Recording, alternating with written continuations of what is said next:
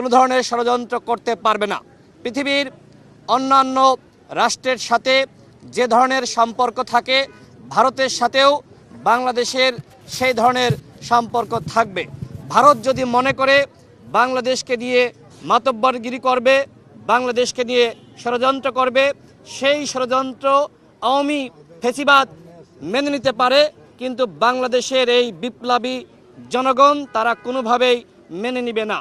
এবং একই সাথে আমরা আওয়ামী লীগকে নিষিদ্ধ করার ব্যাপারে আমাদের বক্তব্য স্পষ্ট করেছি এবং আগামীতে যাতে করে এই সরকার সুন্দরভাবে দেশ পরিচালনা করতে পারে, রাষ্ট্র সংস্কার করতে পারে, যে কারণে আমাদের পক্ষ থেকে প্রস্তাব রাখা হয়েছে যে এই সরকারে সকল রাজনৈতিক দল এবং যারা বিপ্লবে অংশ নিয়েছে তাদের অংশীদারিত্ব নিশ্চিত করা।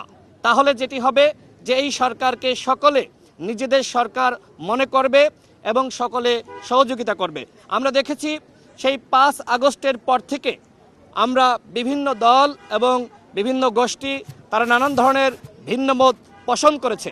আমাদের এই মতের পার্থক্য এই কারণেই কিন্তু আওয়ামী লীগ সুযোগ পেয়েছে, ভারত সুযোগ পেয়েছে। বিশেষ করে বাংলাদেশে যারা হিন্দু সম্প্রদায় তাদের নেতাদেরকে ব্যবহার করে বাংলাদেশে বিভিন্নভাবে চক্রান্ত ষড়যন্ত্র করা। আমরা দেখেছি যে আওয়ামী লীগ হিন্দু বেশে, সনাতনী বেশে, ইসকন বেশে ফিরে আসার চক্রান্ত করেছে। এইখানে যে দলগুলো উপস্থিত ছিল, বিএনপি, গণ অধিকার পরিষদ সহ জামাত ইসলাম, সকল দল সরকারকে সহযোগিতা করার জন্য সবাই তাদের বক্তব্য স্পষ্ট করেছে। আমরা মনে করি বাংলাদেশের জনগণ আওয়ামী লীগ এবং একই সাথে ভারতের ব্যাপারে ঐক্যবদ্ধ ছিল, ঐক্যবদ্ধ থাকবে। ভারত বাংলাদেশকে নিয়ে আর কোনোদিন কোনোভাবেই